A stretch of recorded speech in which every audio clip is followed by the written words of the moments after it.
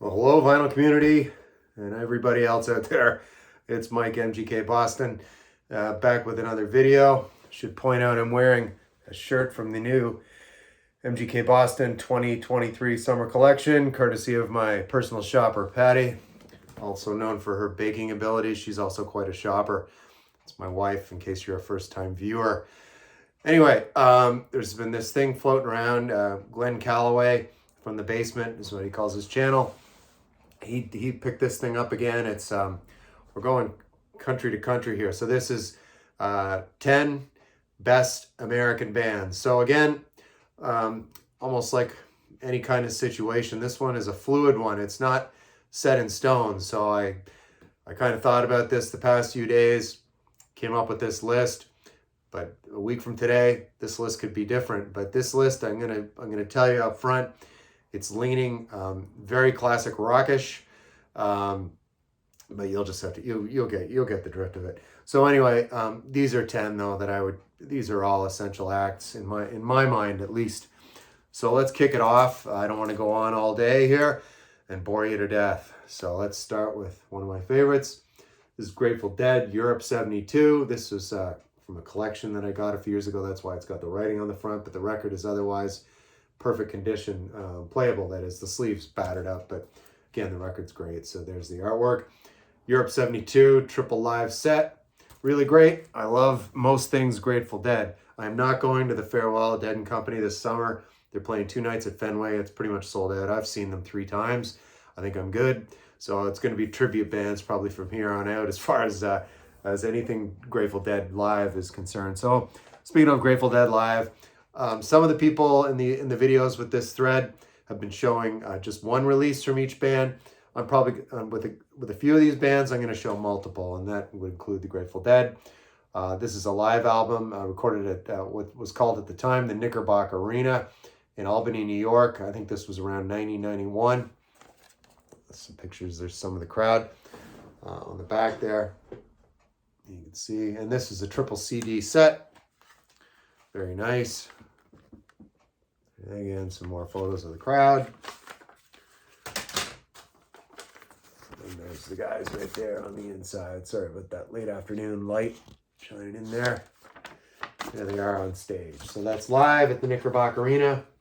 You're on that one, I say 90 or 91, thereabouts. And then one more live. This is Grateful Dead live at the Fillmore East in New York City, 1971. And this is actually it's a 4 CD set. And of course, this was a real one, not a bootleg. It's on Arista right there. Again, live at the Fillmore East, as you can see right there. Again, April 1971. All right. So moving into a little more alternative college rock. This is the Pixies from right here in the greater Boston area. Actually, they met, story goes, at UMass Amherst, which is also very close to me here where I live out here in Metro West. And yeah, I believe this was their second album, and it's called Doolittle. If you're not familiar with the Pixies for some reason, D-Baser is a really good single on this one to look up. They had 4 studio albums before their initial breakup. They are back together again. This one came out, I want to say, Trompe le Monde, 1991. And this is their 4th studio release. A lot of great tracks on here. There's the band members right there. Black Francis, Kim Deal, Joey Santiago, and David Lovering. On this one, Planet of Sound is great.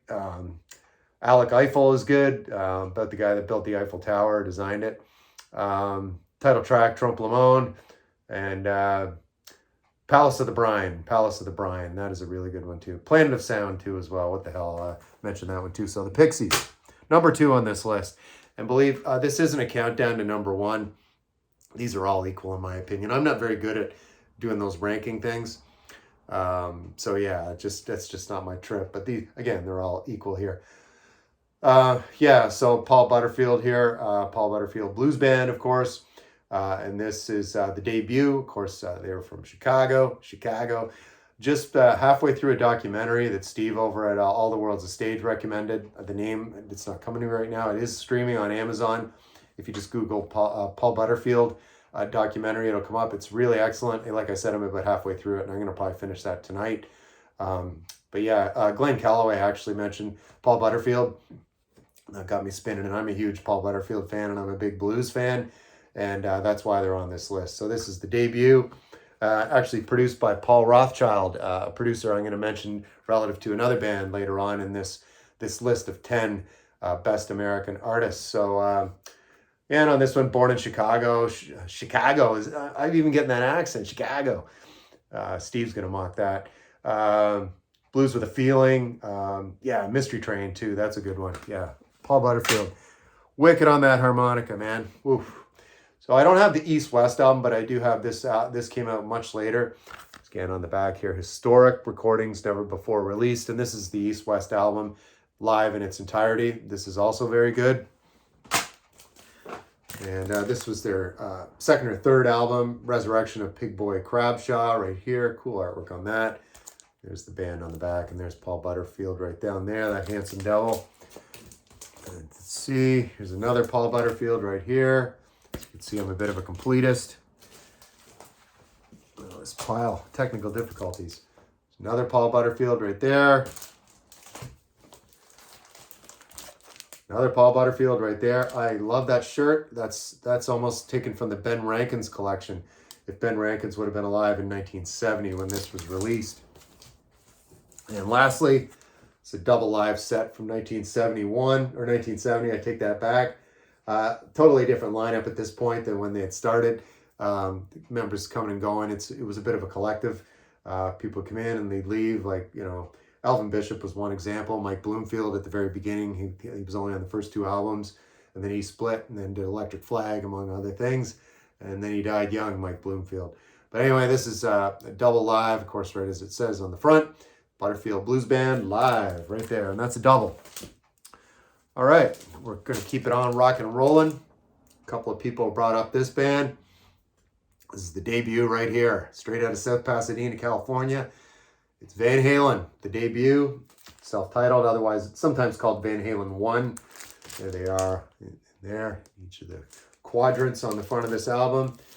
There's David Lee Roth doing that. They're doing his thing on the back. I bet you he can't do that now. I know I can't. And there's Van Halen 2. Women and Children First. I'm not going to recommend any cuts, because if you don't know these albums, you got to just start doing your homework. It's fair warning. And jumping forward into the Sammy Hagar years, this is for Unlawful Carnal Knowledge. And that's that with Van Halen. Moving on. Kiss. I don't even know where I'm at here on the list as far as numbers here. I'm probably around number 6. But anyway, this is Kiss, their debut. A lot of people are showing Kiss in their videos, and I'm doing it too. So I'm just going to show the debut. I've got a whole bunch of Kiss stuff, but you've seen it all before. This is Essential 2, of course. This is the debut from 1974 on Casablanca Records right there. It's Kiss. All right. Another great band, of course. Saw these guys live 4 times in the 90s with a different lineup, of course. But the core members were still active in the band. Of course, you know, Greg Allman, Dickie Betts, Butch Trucks on drums. And then at this point, Warren Haynes was also in playing second guitar. So anyway, this is the self-titled debut. 1969, the release on this one. Yeah, there's Greg over here. And there's the late great Dwayne Allman. I'll spit that out down in the center. Always thought this was kind of weird. Kind of a little homoerotic action, I don't know. But whatever, they're hanging out in some swamp. So that was an odd photo to include, because they were such a rocking band, but they were hillbillies too, you know. They're from Georgia and rural Georgia, Macon, Georgia.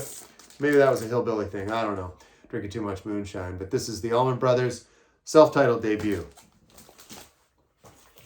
Another self-titled debut, The Doors. Release date on this one, 1967.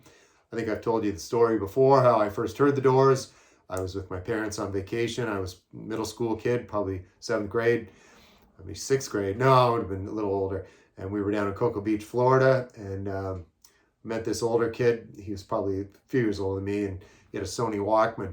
One of the first ones I ever seen. The thing was the size of a suitcase, but it was a portable deal, right? One of the first ones. And he had Doors, and he let me try it out. And at that point, I was only really into Kiss and some Journey, and the Doors were something really new to me.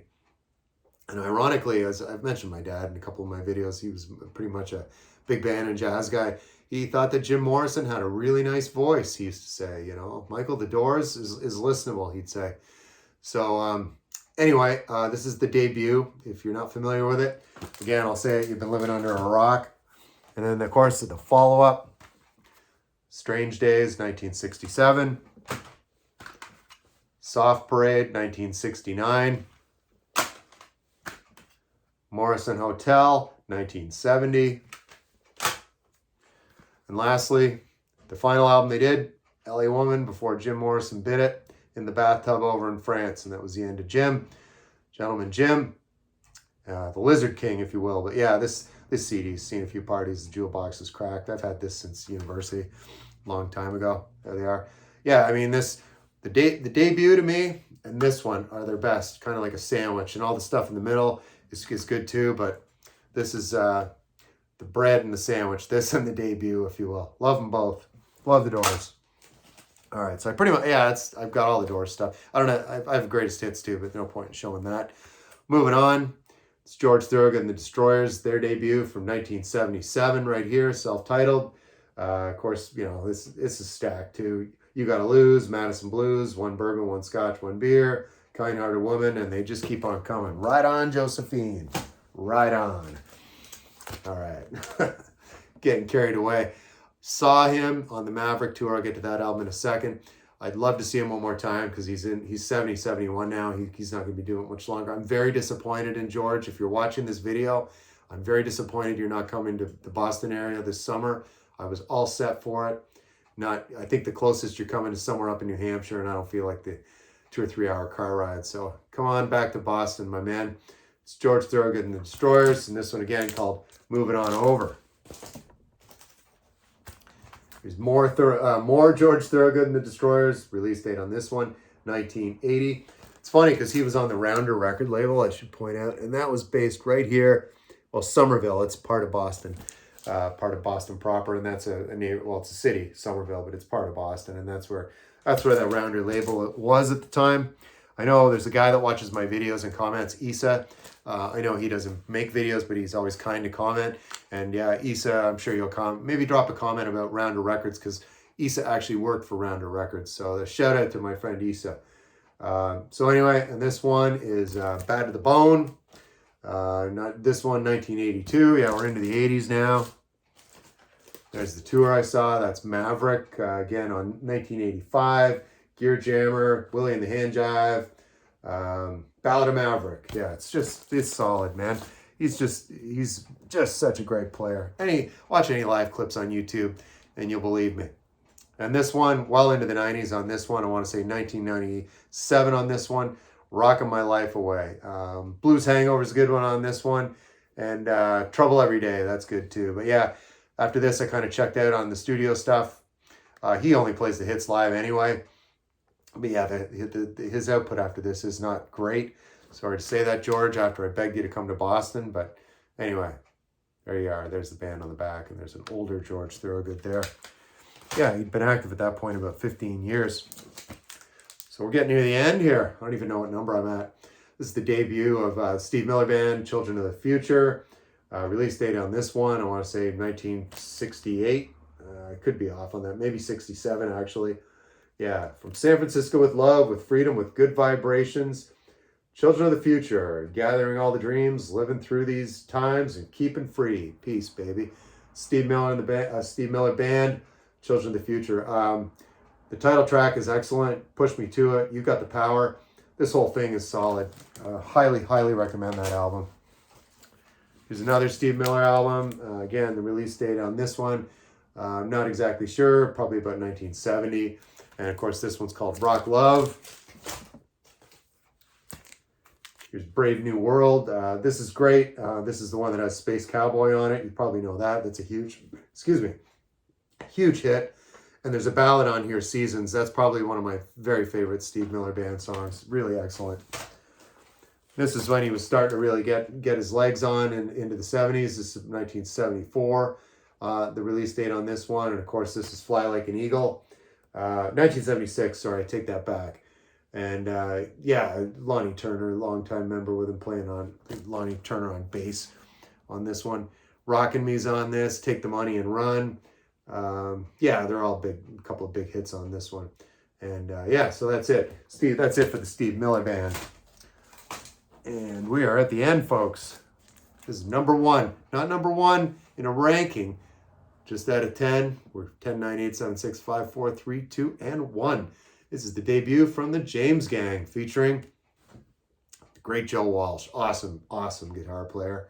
If you don't know it, you got to start listening to some James Gang. Take a look around. Funk number 48. Of course, Stop is one of their great jams. This is just a really excellent, solid album. And again, it's could be your album if you buy it, right? It's your album. Follow that up with Rides Again. There they are, taking a ride right there. There's Joe, looking real serious. The other guys look like they're having more fun here, don't they? Joe looks a little pissed off. But anyway, he put out a great album for a guy that's looking pissed off. Rides Again, the name of this one. Curious, I looked at this for quite some time. Oh yeah, that's nice. Kind of caricatures of the guys right there on the inside. Funk number 49, The Bombers, a classic on this one. Bolero, that's just killer. What else on here? There I Go Again, too. That's another good one. But yeah, There I Go Again. Riding Again with the James Gang. And then closing it out, folks, it's Thirds, their third album. This one's the one with Walk Away on it, Midnight Man. Live My Life Again, too. That's another good one. There they are right there on the back. Three-piece, Joe Walsh, Jim Fox, and Dale Peters. Three guys on the back. So that's going to close out my list. Looks like I'm going to have some filing to do after this. I need an assistant, but Patty's not up for doing filing. She just buys me nice shirts. But anyway, folks, that is my 10 best American bands. Believe it or not, take it or leave it. Disagree or agree. But what it's all about, folks, it's all subjective. We like what we like, and that's just how it goes. So anyway, that's going to be it for me for today. I won't say for the weekend, because I have a feeling I'm probably going to make a Best of England video. Oh, and there's Patty. And I'm making a guest appearance, everyone. I'm making a cheesecake tonight, which I need to make, Mike, in about 45 minutes. Oh, all right. So you're going to need some assistance. All right, folks. So I'm just closing this out. Patty, bye-bye. So there she is. I said earlier in the video, bake, bake, bake. And so we're having some friends over tomorrow. So away we go on the cheesecake. So anyway, folks, I'm going to do that Best of England video. I'll probably do that on Sunday. So I'll see you again then. Have a good weekend. See you on the other side.